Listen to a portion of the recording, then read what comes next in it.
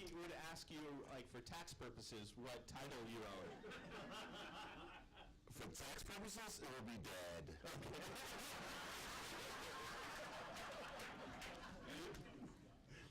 Hi everyone, my name is Val Brown. I work for Teaching Tolerance as a PD facilitator, and if you don't know, Teaching Tolerance is under the Southern Poverty Law Center, and we provide anti-bias educational materials for teachers and students, so very excited to be here tonight. I'm Pam Moran, and probably one of the very few can't remember fingers people in the room whose hair is the color that mine is.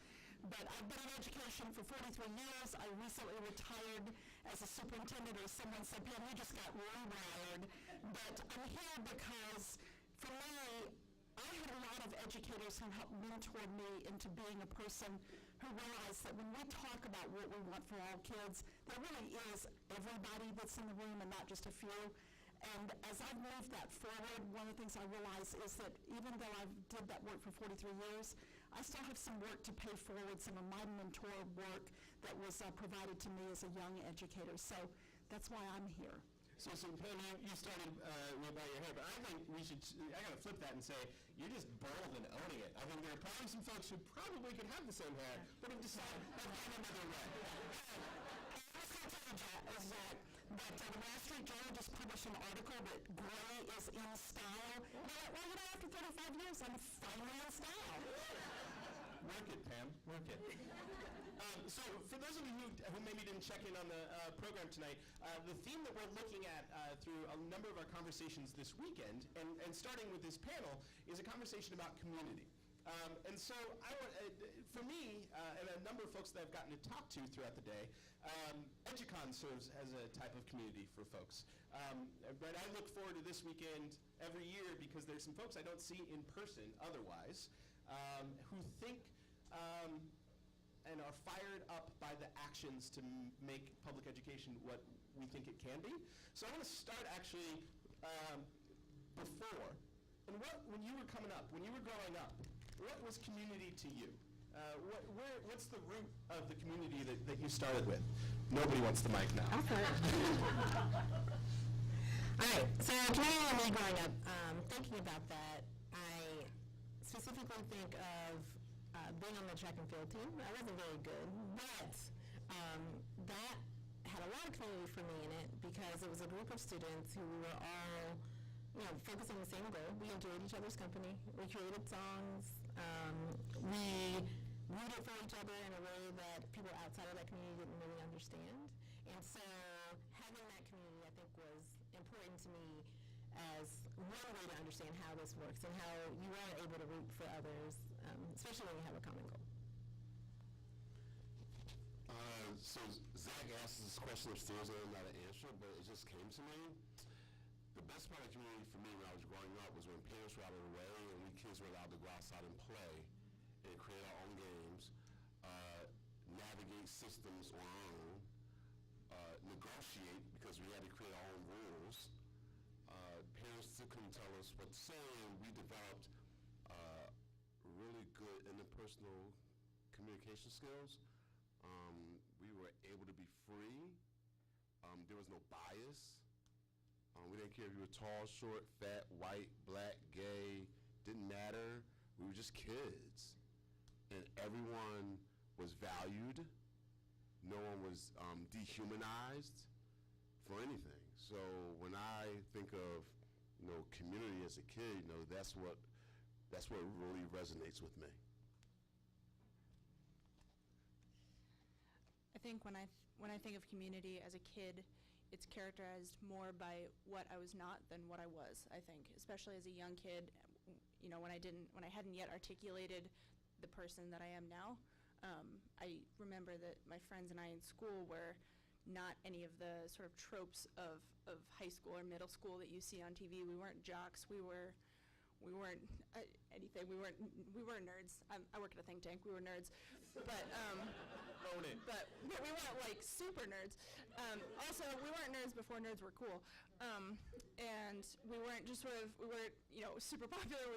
We weren't super not popular. We were just there. We were just regular kids in school, and I went to a school. Despite that, I went to a school that that sort of thrived off those tropes.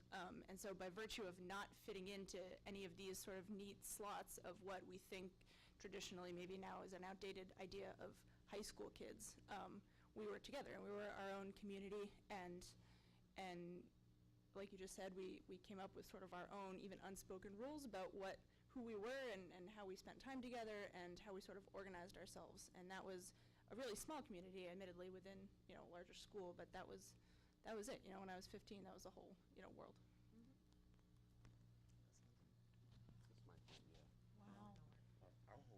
So I would say that I think that what everybody has said here reflects iterations of communities that I've lived in for a very long time. And, you know, I want to talk about something that I think really speaks to a very difficult conversation that we still have to have in this nation, and that's a conversation about who really is in the community, who gets the opportunity to walk through the doors, who gets the opportunity to be at the table, and who gets to actually not just sit at the table, but be an active participant at the table that we define as communities, whether it's here in Philadelphia or whether it's in other parts of the country. I grew up in the low country of South Carolina, and I graduated from high school in 1970.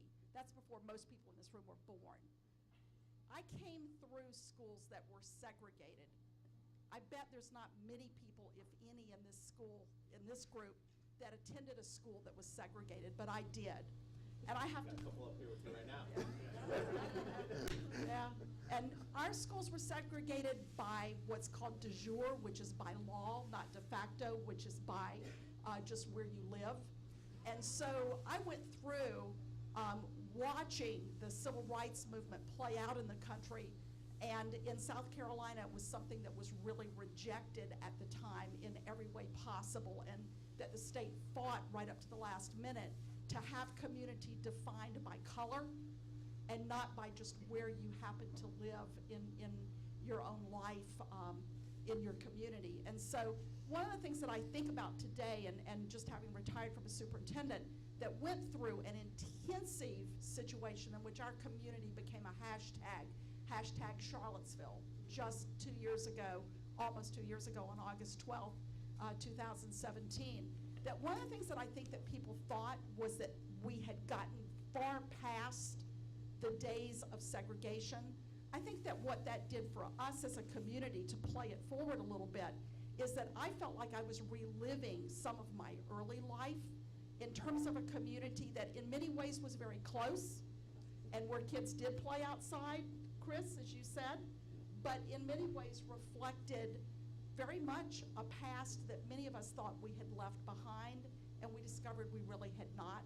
So one of the challenges that we're going to be sharing tomorrow is, how is it that we as community really do take that deep inventory of who we are and whether we really are parts of communities that really are doing what you guys described, which is that we're building from the people that are there and not excluding people.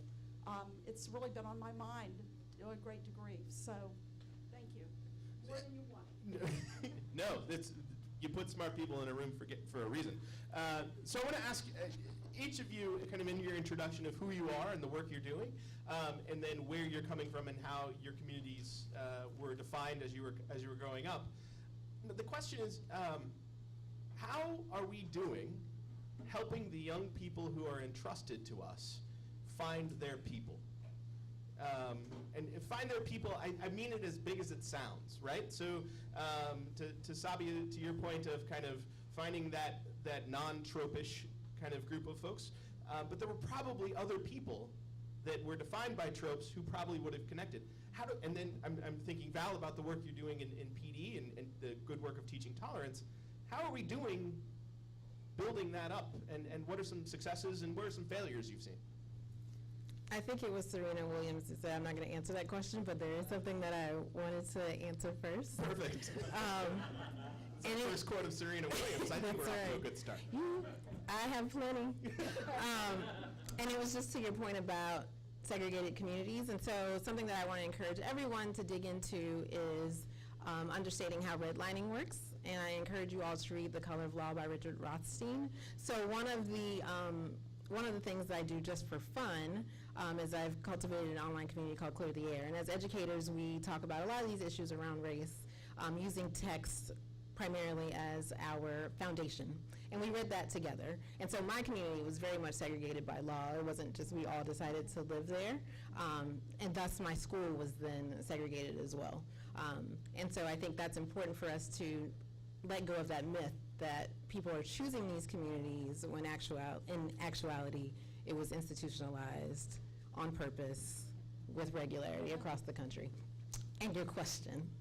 How are we doing in helping people find community? How the young people, how are we helping them find their people? Okay, you work with young people every day. Can you start and then I can talk about adult community? Okay. Sure. So the first thing is we're all one. There's no such thing as segregation. Everyone's voice matters. Everyone's experience matters. But I think adults, for us, like, we have to submerge who we are, like, bring it down some.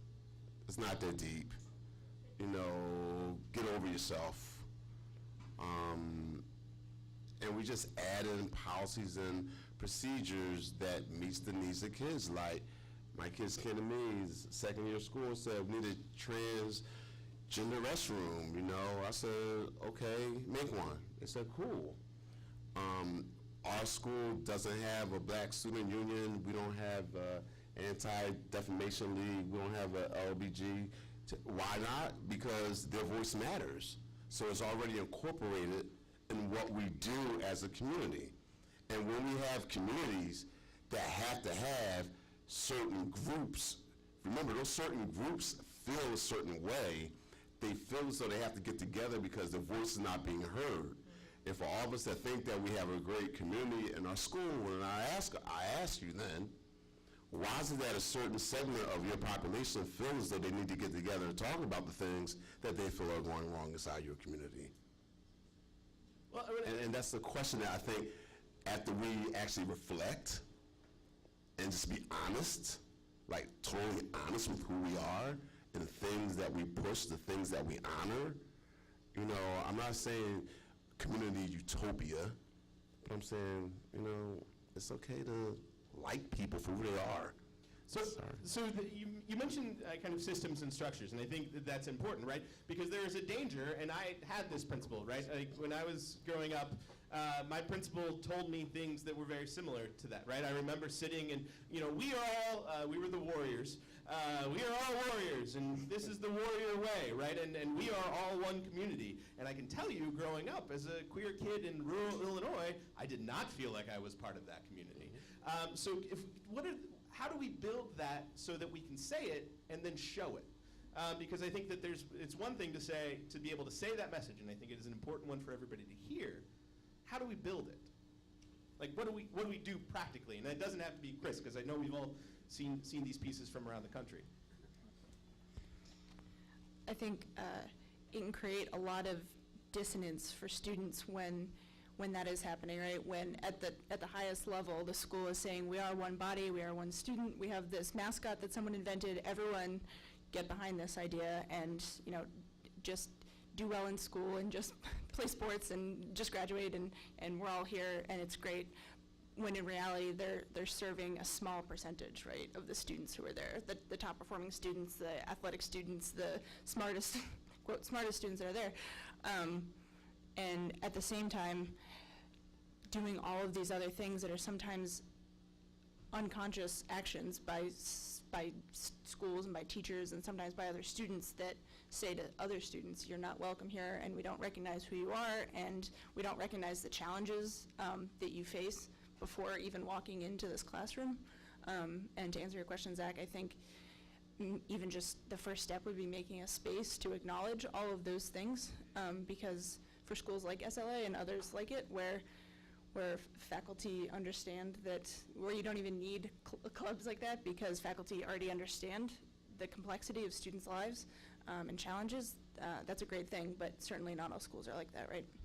So creating a space where students can voice those concerns and teachers can have the capacity to think about them and to address them and to make really purposeful interactions with students and challenges and changes to the school is the first step in doing that. And I know Pam's done some of this work. I'm going to quote Sabia to Sabia.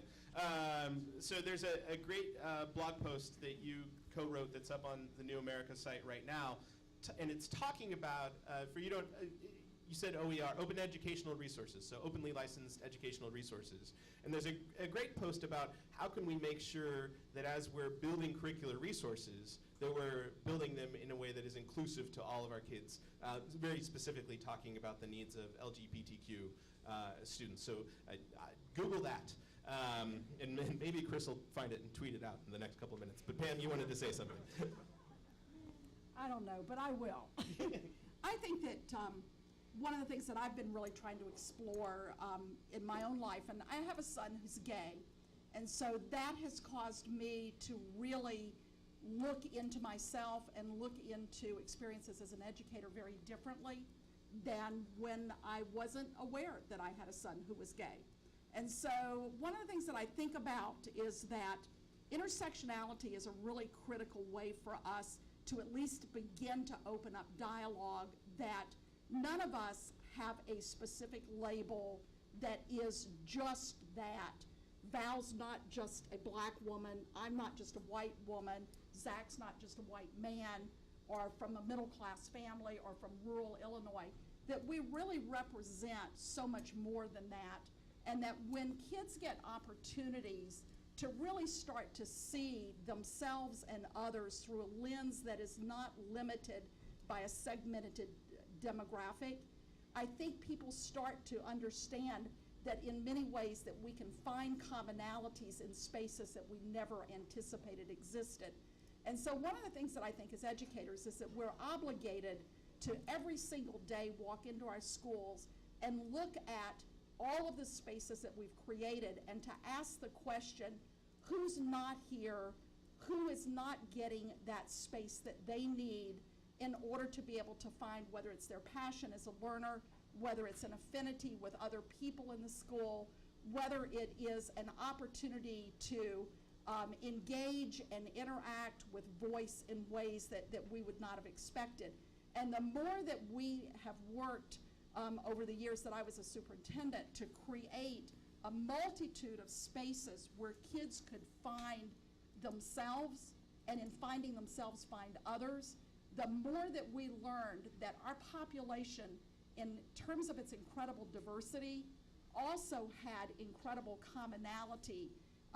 And I think that one of the things that also, Zach, that I learned is that you got to walk the walk, and comprehensive school divisions or districts have very different ways of being than when you have a small culture that you can build in a space like SLA or others around the country.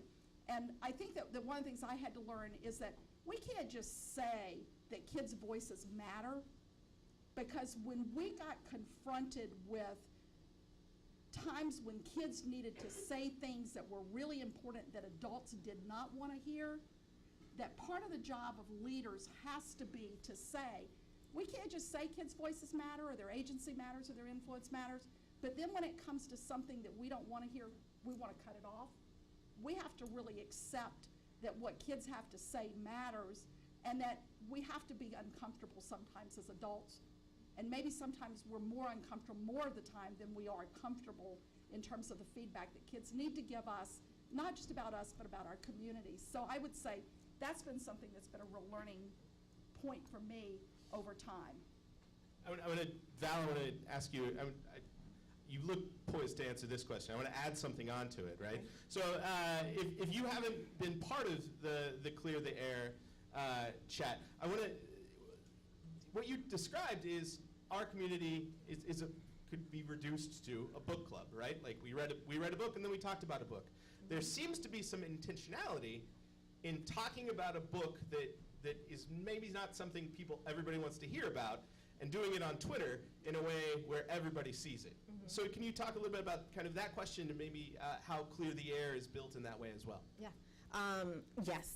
And Sabi, before I forget the point that I wanted to make, what you described about creating a mascot and we're all supposed to get behind it and go team go, I also see that parallel as a marginalized person in the United States. So here we are, USA, where it's very obvious that everyone is not a part of that banner. And so thank you for that. I think it's something that we can all relate to.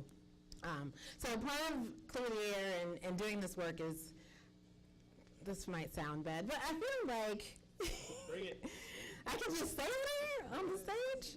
So I taught middle school, I taught high school first, then middle school, love middle school.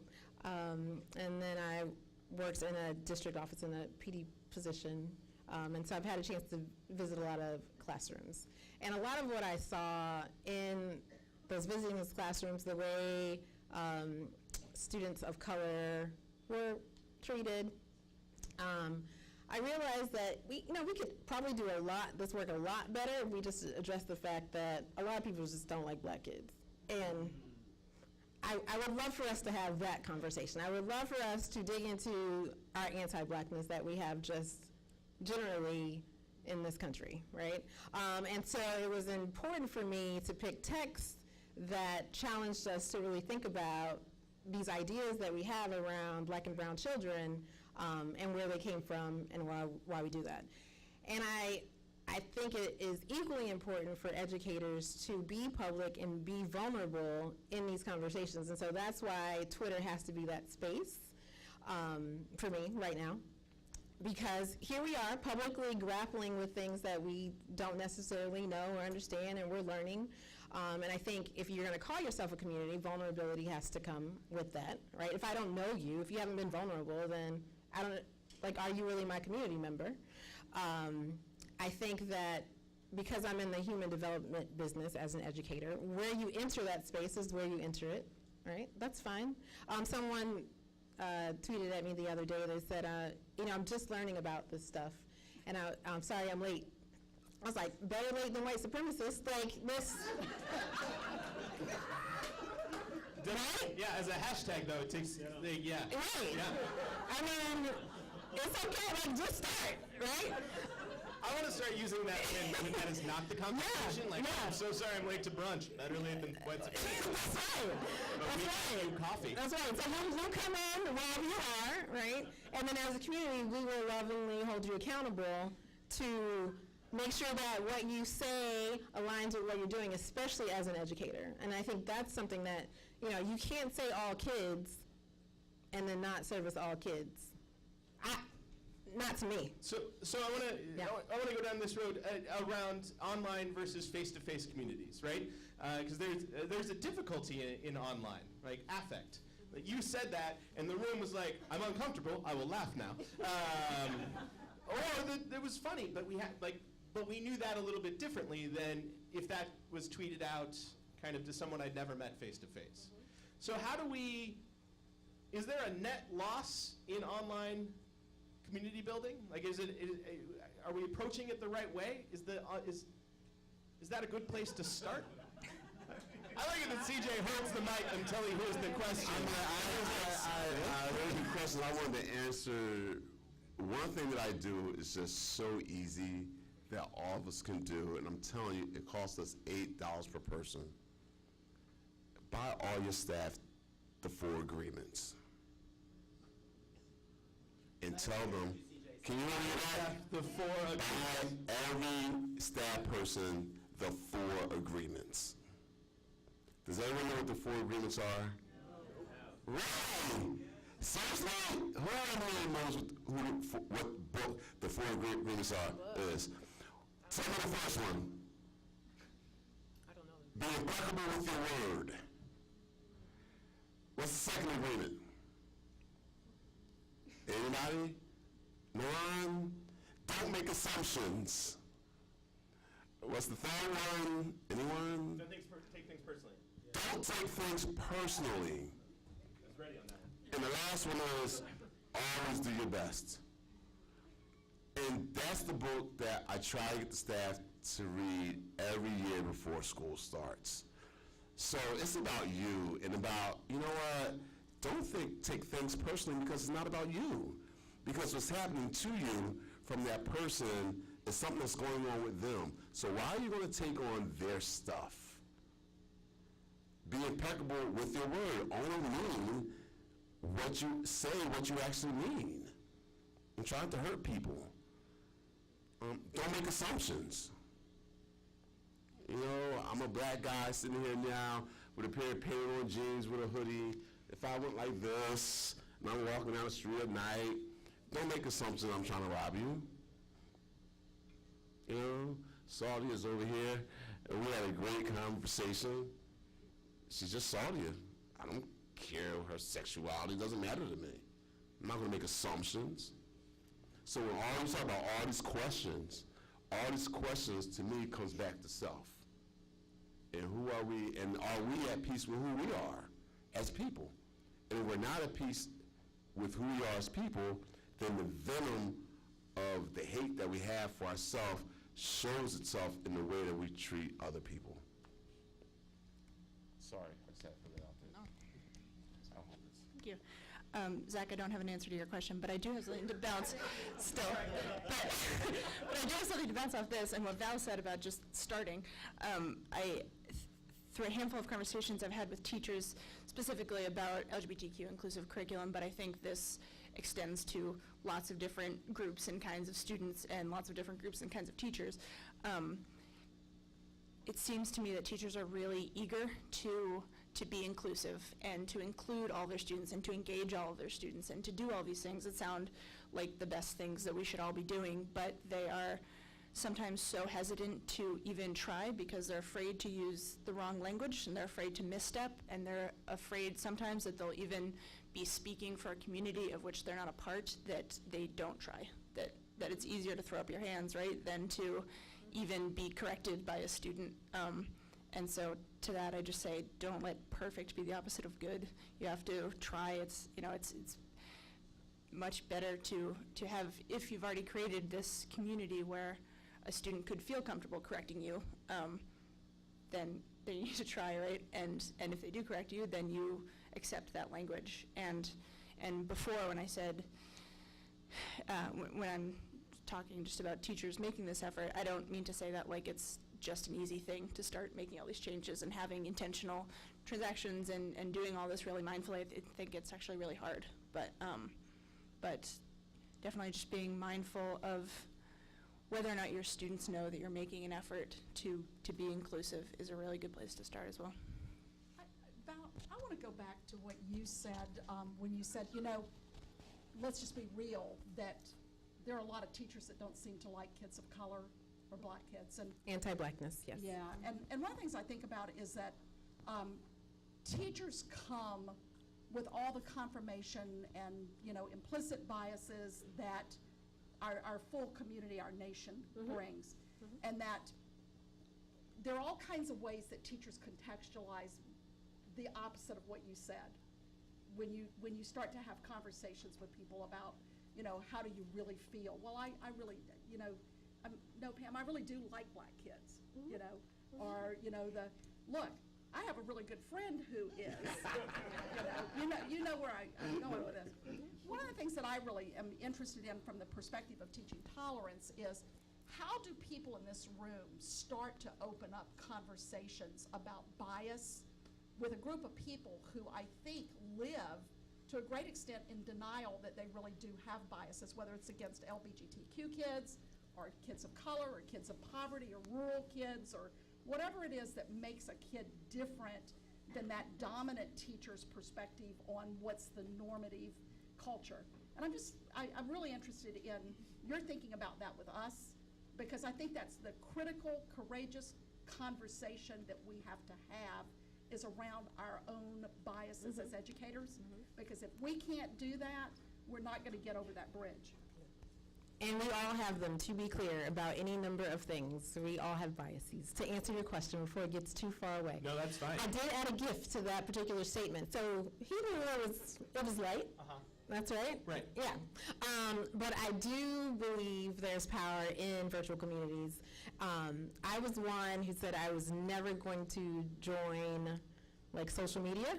I was like, nope, not my thing. So I think the other thing I said I was never going to do was be a teacher. So here we go. I've learned my lesson after the second. What else aren't you going to do next? I'm doing everything. There you go. Right? And so, but to your point about the virtual community, it really involves like getting to know the people that you're engaging with. And I think oftentimes on social media, especially in education, some people choose to have a persona that's just like, this is my professional Twitter, or this is my professional Facebook. I don't really know how to operate one of those, because I am who I am, and my values personally impact who I am as an educator. And so I hope you would know that who I'm putting out there as an educator is very much me.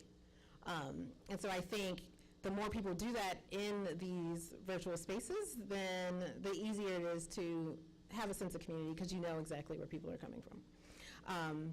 To your point, we recommend starting with something as simple as the Harvard implicit bias test. I think these are things that I'm going to pause first, because you said that real quick, because you know it. That's The it. Harvard implicit bias test, for those of you who haven't gone down that road before. Yeah, but I would like to point out, you probably know, people in this room, everyone probably knows your biases already. I can speak for myself personally. My first job, I also joined teaching later.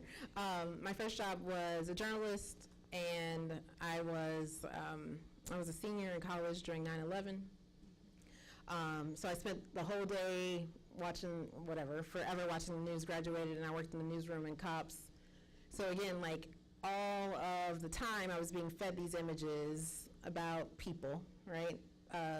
Every day, all day, I had to read police reports. Terrible, terrible job.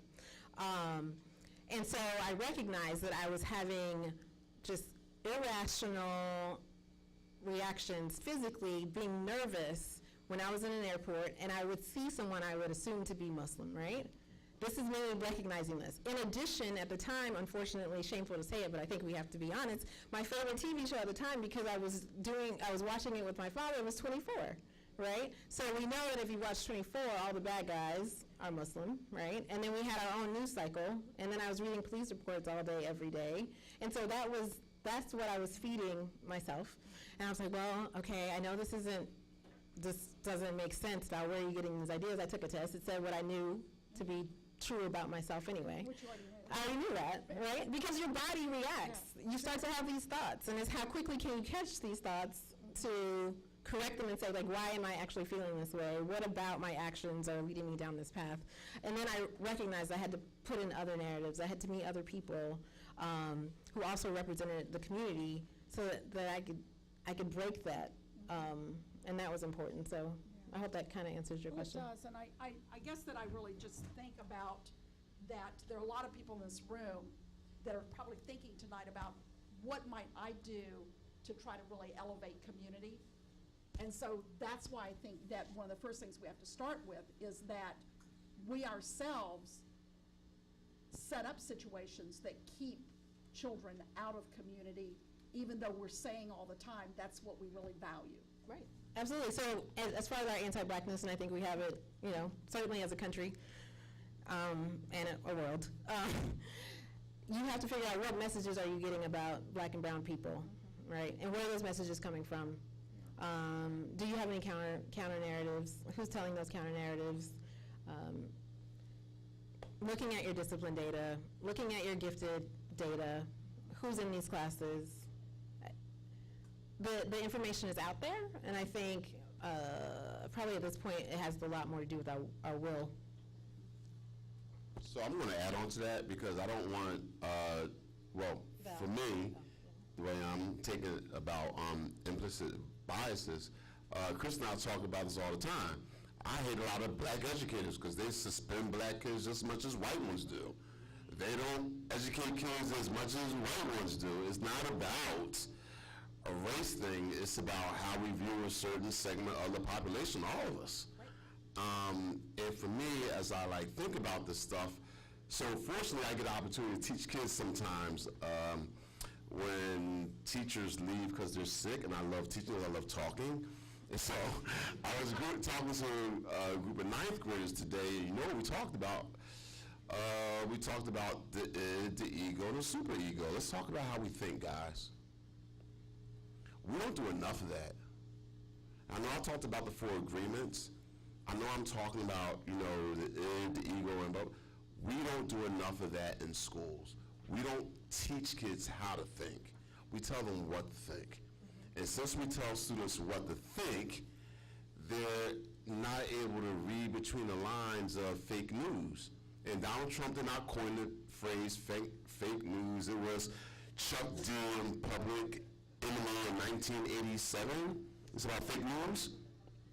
Right, when they were talking about how bad P is, and they're this like renegade group that wants to do evil and that kind of stuff. So I'm just like, when do we teach kids how to think? And why is that so hard for us? Why is it so hard for us to teach adults how to think? So I guess that's all I want to say about that. It strikes me that that we are 5 people who have experienced the world in some way that would count as marginalized, right? Whether it is our gender identity and expression, whether it is our sexual identity, whether it is our race, whether any of those pieces. And so there's a kind of common thread of, so we need to help, we need to listen, right? Do you think that's necessary, right? To what you were talking about, Val. Like, I think about when I go down that road, I think about my feelings of marginalization, right? And so then I connect that as opening up my understanding of what I don't understand, the perspective of folks who are different than me, because I didn't get understood. Do you think that that's a key? Like, is the work easier in some ways from being a member of a group that was not in that power or dominant position? I can answer it really easy for me. I don't marginalize people because I know how it feels to be marginalized. And I never want anyone to have to feel the way I feel as a black male living in the United States.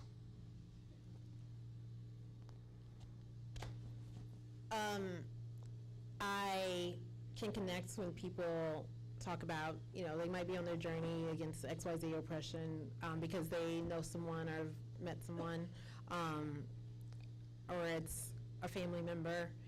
I want to challenge us to not have to have a personal relationship to care about other people. Right. That, sorry. No, I'm. My face is also gifts. So. My question is not, is it necessary? Yeah. But does that? Not yours, but right. Yeah. yeah. No, I know we don't need it. Right. And so, because that's what you hear sometimes. And then people intellectualize someone else's oppression, and they're like, oh, like, is it that bad? Or what else do you have? Or, you know, isn't so-and-so trying? Or they're just a kid. They didn't mean to disrespect that Native elder. You know, so I think... Ripped from the head. I'm just a student of the world. Yep. That's it. I'm just a student of the world. And so I think it's really important for us to not feel like we have to make a personal connection in order to care about other people, especially if we're going to call ourselves a community, right? People have inherent value because they are human and they are here with us. And so what they have to say matters, regardless if they deliver it in a way that the language is appropriate for public consumption, or if they share it like Cardi B shares it, right? She was expressing her fear and anxiety around what's going on, and she was talking to a specific population, and her voice needs to be heard. And so I think we also can't demand people to act a certain way in order for them to have value. And I think that's often what we ask of students. Like, I'm not going to hear you unless this is the way you present the information, and I think we just need to push back on that a lot. I think this can actually be a limit in progressive communities and communities that are all working towards a certain, whether it's social or political goal, or communities that are all marginalized in a certain way. To use a personal example, I work in DC at a pretty progressive organization, and everyone who works there pretty much looks like me, and we're all just, you know, a bunch of well-intentioned white people, TM, and we try really hard. But I have heard a lot of people who I work with, and and probably they have heard me at some point too, say things that made it evident that we have not thought about internal biases because we think that we are at some level of progressivism and have gone beyond that. And so none of us can possibly have any biases because we all know these truths, and therefore it's impossible for us to misstep, and it's impossible for us to, we don't have any more to learn in the way of how the world works and equity and all these things. And I think that can be a real limit, because when you have people who already think that they know all their biases and they already think they have addressed all of these things and are working above them, it can be really hard and really uncomfortable to bring those up and to address them and to force people to work back through those to sort of check themselves in their own work. And I think that can be a limit of that type of community, whether it's professional or educational or whatever. Pam? So I have a question on that one, and I'm not throwing shade. So how can a group call itself progressive when it's all white and just like you? Oh. The mic. That was weird. I'm just trying to buy time to answer your question.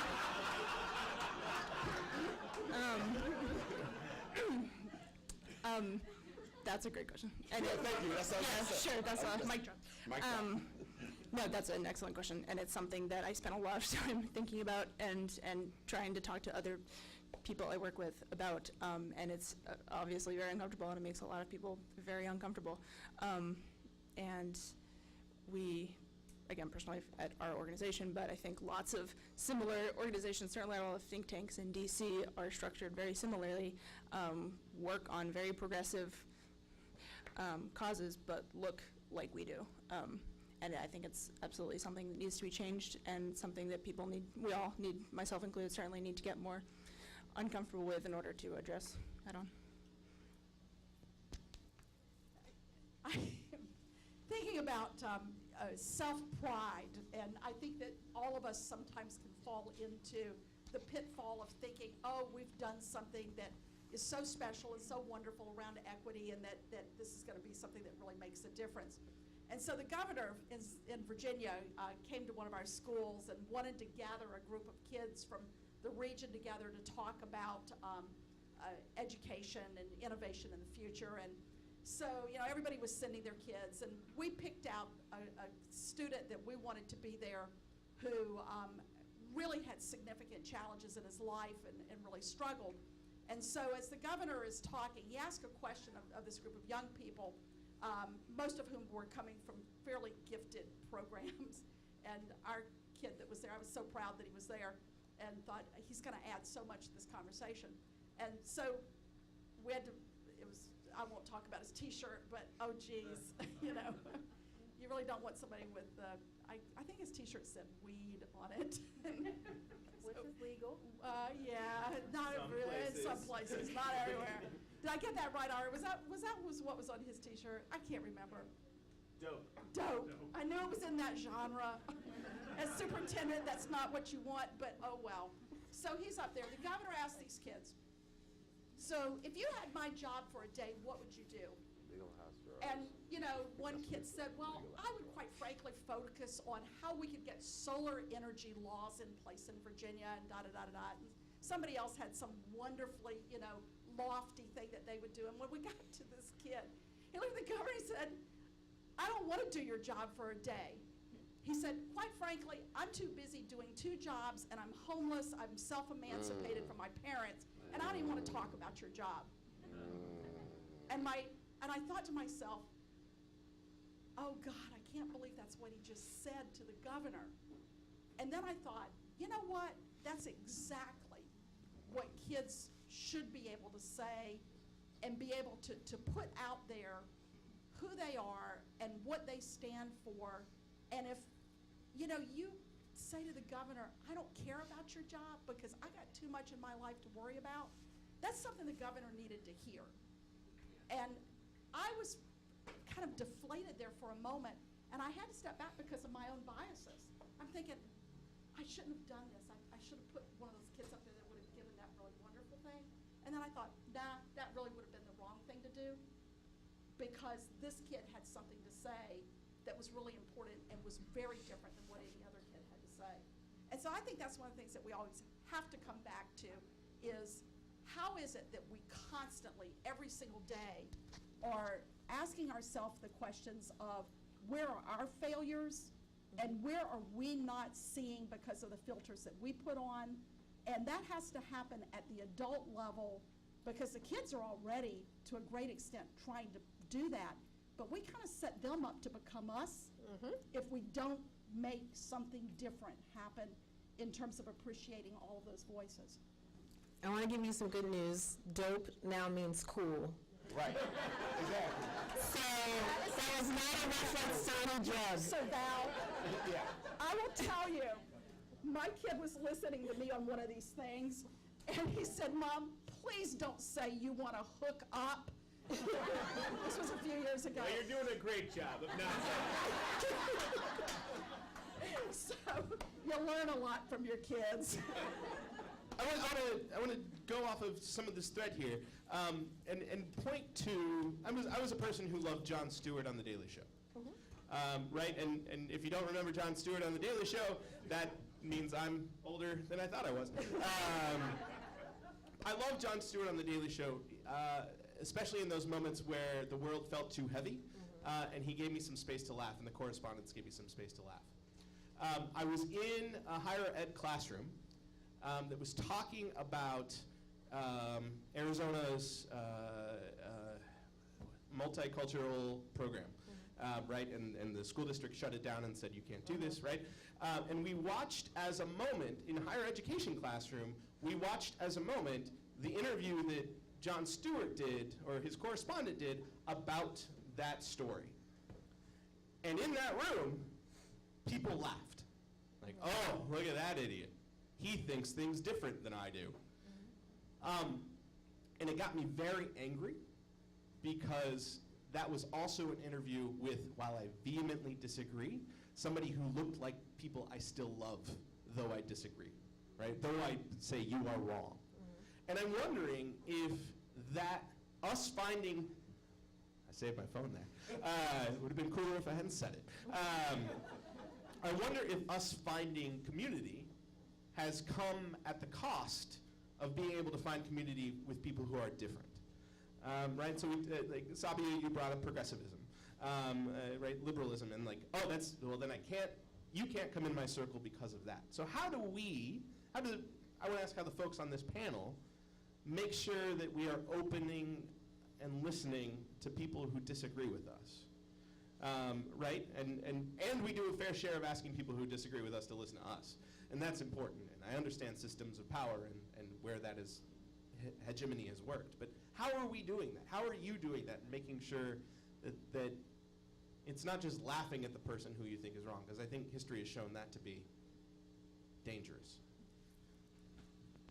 I guess that. Okay, go ahead.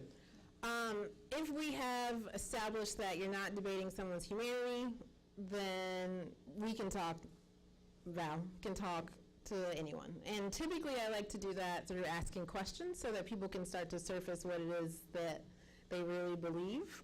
I think that's important. So, and I think it shows that I am listening to try to figure out what you actually believe before I dismiss whatever it is you're saying. That has to start, though, with you are inherently valued as a human, period, point blank.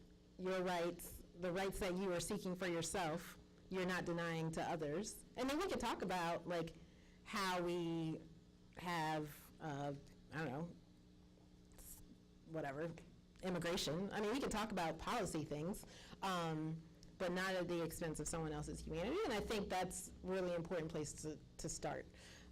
But if you ask people questions and get them to surface what they're thinking, I think hopefully they feel valued, and then we can go from there. We don't have to agree for me to see value in you as a human, and I think that's important.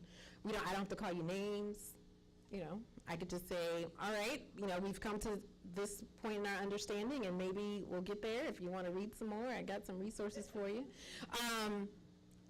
And it's not necessarily, and I think this is important, yeah, it's not necessarily bringing someone to my side, But it really is, once people start to say what they think, it forces them to articulate what they think and why they think that particular way. And I think that's when the change starts to happen, because a lot of it is, I've heard this, or I saw this on the media, and I haven't asked any other questions because I just assumed that this was the only story that needed to be told. And so forcing people to kind of figure out what they think, I think is an important step in building those bridges.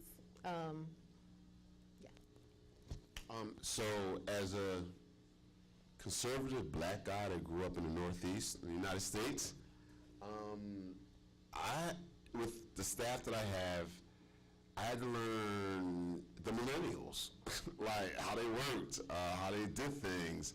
I'm a heterosexual guy, so I had to learn about LGBTQ. I said that correct, right? Almost. TQ? Right. I had to learn. I couldn't say, hey, miss, you look really nice in that skirt anymore. I mean, I can't say those things. And guess what? It's okay.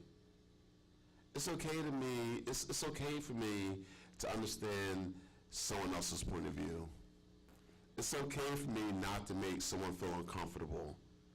I was doing it for a while. Man, we've been doing it for a while. All right, it's time to change course. And it's okay. I guess the question that I'm gonna throw back at you is, Bring it.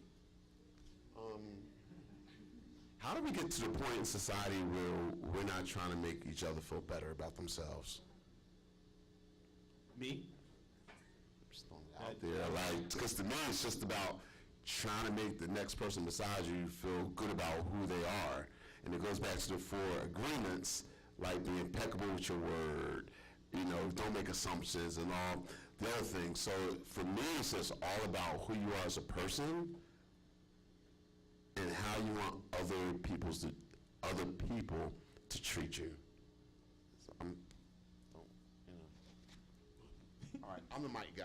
All right, is it this way? No, I have a question. So what's wrong with making people feel good about who they are?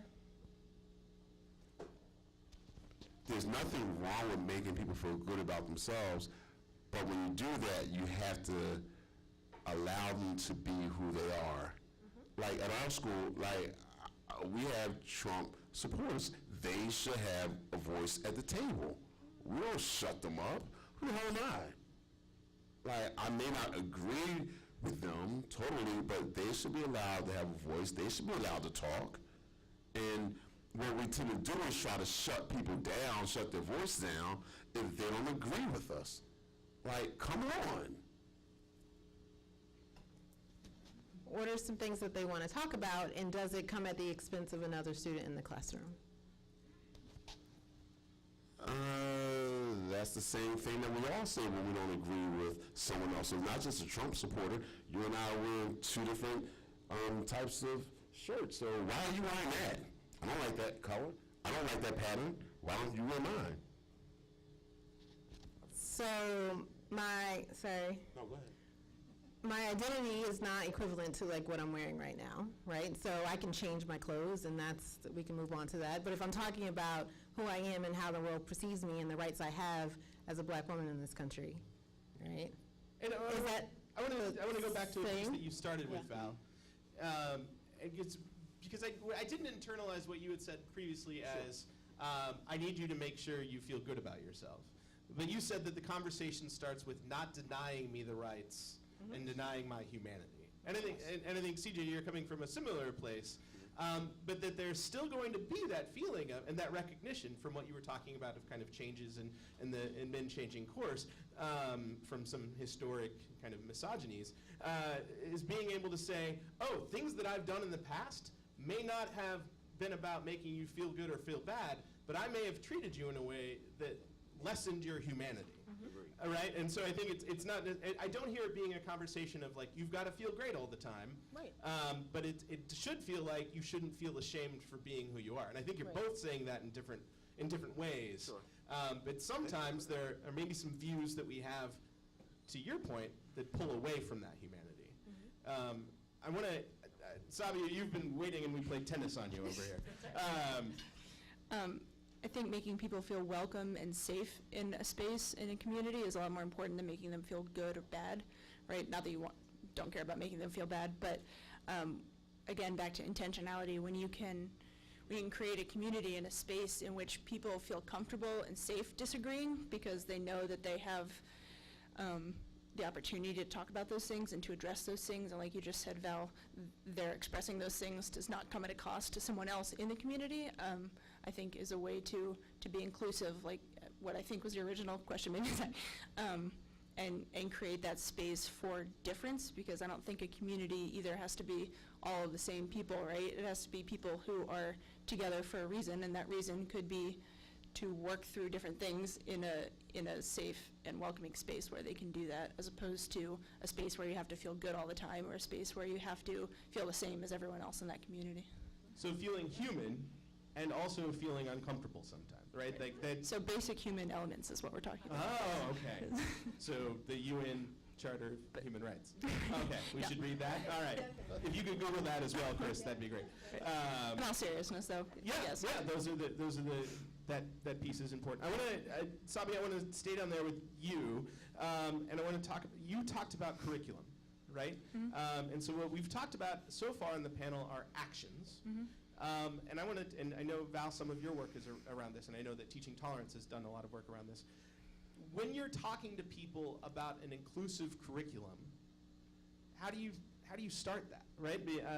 In my district, we're working on looking at whether a 6th through 12th grader's reading experience represents as many of the experiences of our 6th through 12th graders as possible, right? Because we recognize, and that not doing that for our students of color, where there's no students of color represented in the literature, but for our white students as well, because there is value in multiple perspectives. Yeah.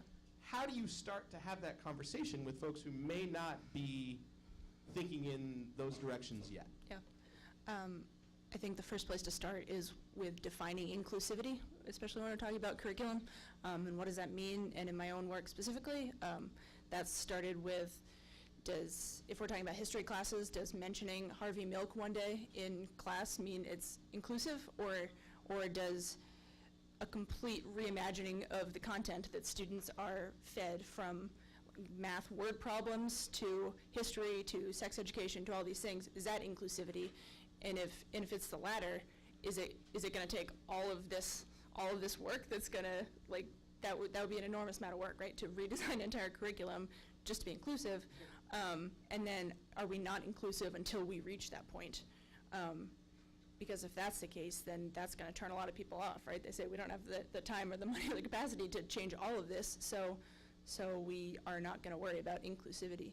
When in reality, right, inclusivity is somewhere in between there. It's going to be somewhere in between there, and I think that's a hard conversation to start with people, especially who have not thought about queer inclusivity specifically, but all types of diversity really in the content that students are being taught, because I think there are also a lot of teachers who, like I said before, are really eager to do this and to start this, but don't know where to start, and so again, just throw their hands up.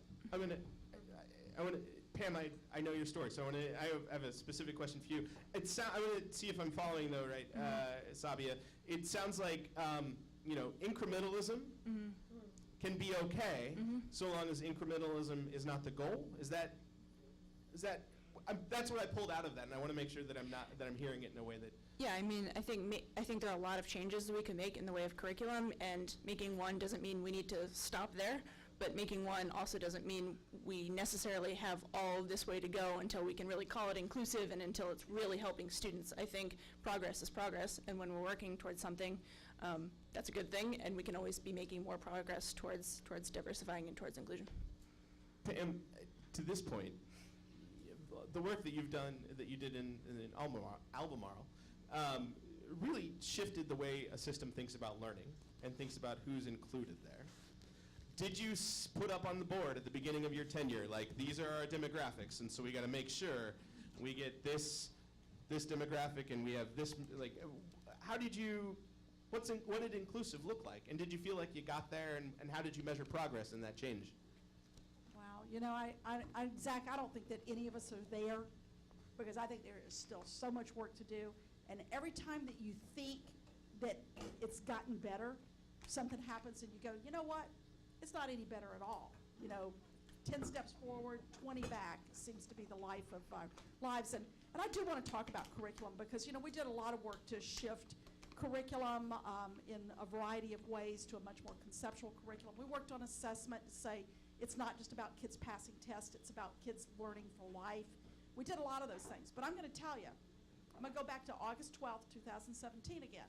That was a real wake-up call for our community because we had a whole bunch of people in our community that have been walking past these little things called monuments of Confederate heroes for years. Black people, white people, women, men, younger people, older people, and nobody had really ever said much about it. It was just kind of, they were there.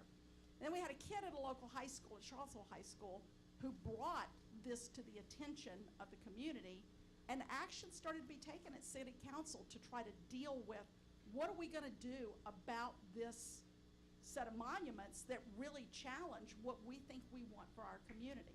That's how the Unite the Right rally ended up in Charlottesville, was ostensibly around those monuments.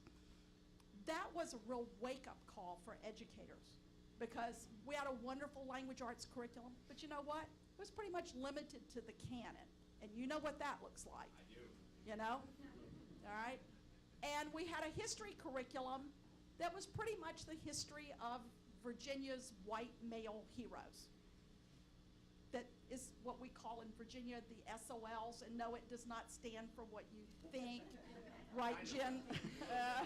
Jen, or wherever she is, gets that one. But that was a real wake-up call for educators. The other wake-up call was when Rosa Atkins, the city superintendent, and I ended up with an incredibly horrible situation that had happened in our community on a weekend that preceded the opening of our schools that Monday. We had teachers coming back. And we had to shift all kinds of things. But we also had to decide how we're going to communicate with the community. And superintendents are always kind of looking for how do you walk the line so that everybody sort of doesn't get anything or everything, and so everybody's kind of either universally happy or unhappy, and you just kind of go down this middle. And we said, you know what, we can't go down the middle on this. This was so wrong. We've got to communicate with our community about what we're going to do to get our schools open and to have our kids and our teachers work through this. But the first thing we're going to say is this was wrong. This is wrong, what's going on here. And we did that.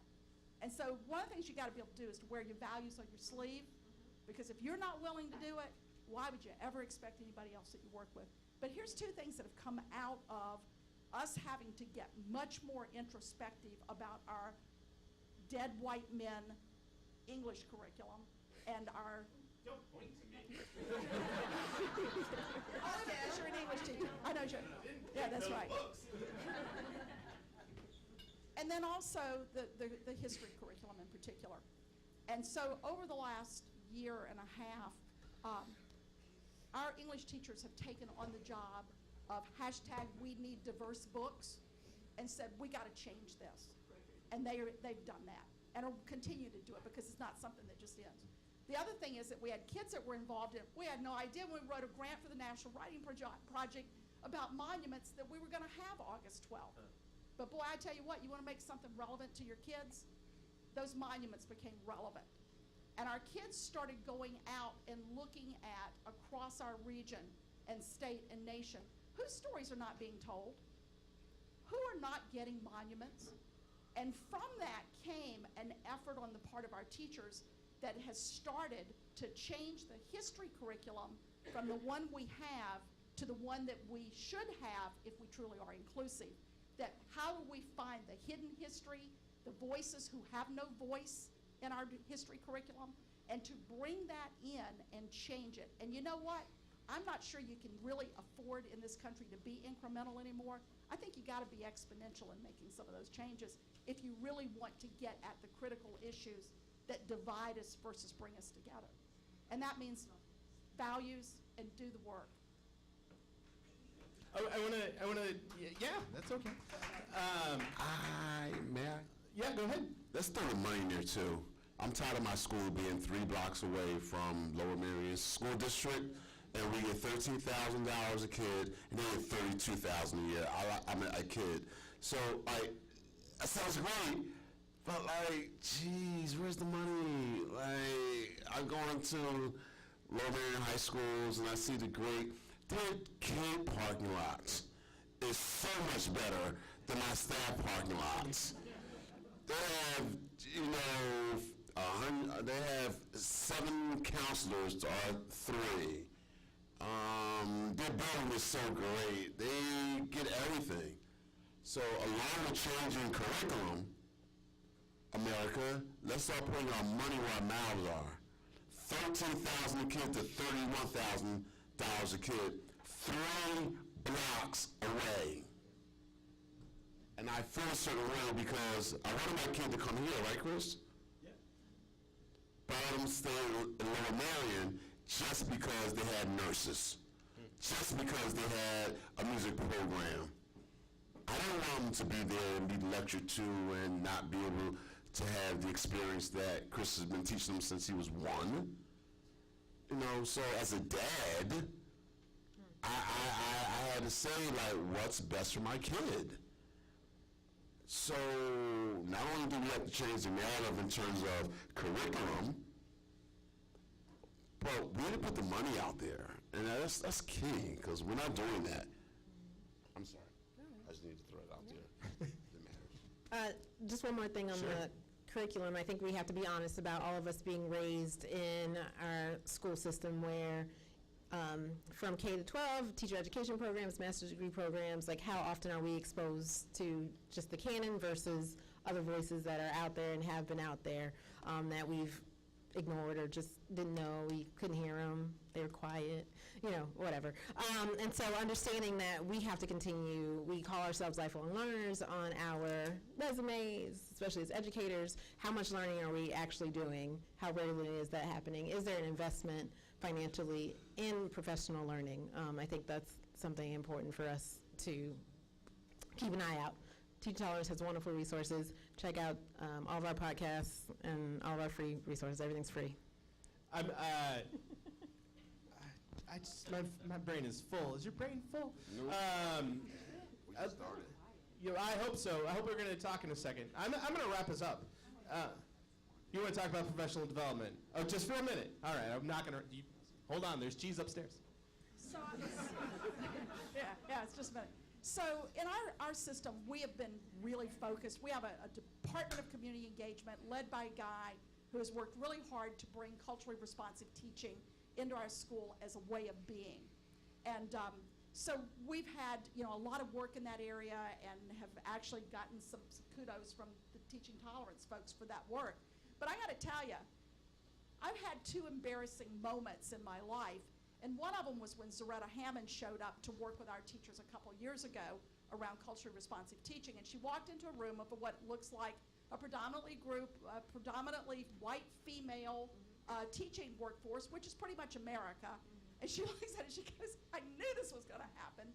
And it was a real struggle for her to be able to be present with a group of people that she felt like were really questioning whether what she had to say really mattered or what it really meant to actually have to make changes versus just talk about changes. And so, we've been working on this. And so one of the last things that happened before I left the system was that we have a big institute every summer to develop teacher work. And we brought in 2 folks, a guy that is from California that does some amazing work that's an African-American educator. And we also brought in, to just be the chief provocateur, if it's not Ira, Chris Emden. And one of the things that Chris did was he pretty much, did the Chris sort of put it out there for people. But then we brought in, as we always say, we want student voices at every single thing that we do with staff. So we brought in a group of kids that are kids of color that were Hispanic, Latino, and African American, and kids that were Muslim, and they were there. And representing a variety of colors on the continuum of color. And Chris started talking to them about their experiences in our schools. And it was one of those, you feel like your most embarrassing moment has just happened when these kids started talking about situations with teachers, situations with peers, the sorting and selecting that goes on in schools everywhere in this country. And I'm thinking to myself, I wanted this to be a really proud moment where our kids would share some things that were really putting out there some of the more positive experiences. What they had to say really, again, for me, as I was moving out of the system, was we have so much work to do yet, because our kids are not able to tell a narrative that really represents the narrative that we wanted to have Chris hear. And he, you know what he did? He looked at these kids and he said, I'm going to apologize to you for some of the ways that you've been treated on behalf of every person in the room. We had 300 educators in that room. And that's what he said to those kids. I'm apologizing to you on behalf of all these people because you deserve to hear that what has happened to you is not okay. And I sat there and I said, you know what? That's probably one of the most powerful, powerful moments that I've experienced in 13 years as a superintendent. And I hope that every person in that room walked out of there going, you know what? We got work to do still. That was a nice segue. Because we have work to do, right? We have a weekend of work to do. If you didn't pay attention to the top of the website because you were trying to find the registration and looking and making your schedule, I want to draw your attention to the axioms for EduCon. And I'm going to specifically point out number 1 and number 5. This, I think, I look forward to this every year. Our schools must be inquiry-driven, thoughtful, and empowering for all members. Learning can and must be networked. So you are going to go upstairs in a second, and there are some cheese cubes and other things that, you know, are required after a panel. Pastries, yeah, all of the things you would imagine would be there. And as you go up there, ask each other, from what this conversation put in your brain today, what do you want to think about over the weekend? Because hopefully, for me, one of the big pieces was from Sabia, people being wrong and making room for them to get it imperfectly right. And I think that that's an important piece, right? Like, oh, yeah, that's not the word. But okay, I hear where you're going, and I'll help you get there. So ask some folks as you eat pastries and cheese. What do you want to noodle on? What do you want to think about over this weekend? I'd love to ask you for a round of applause for this wonderful panel and this great conversation.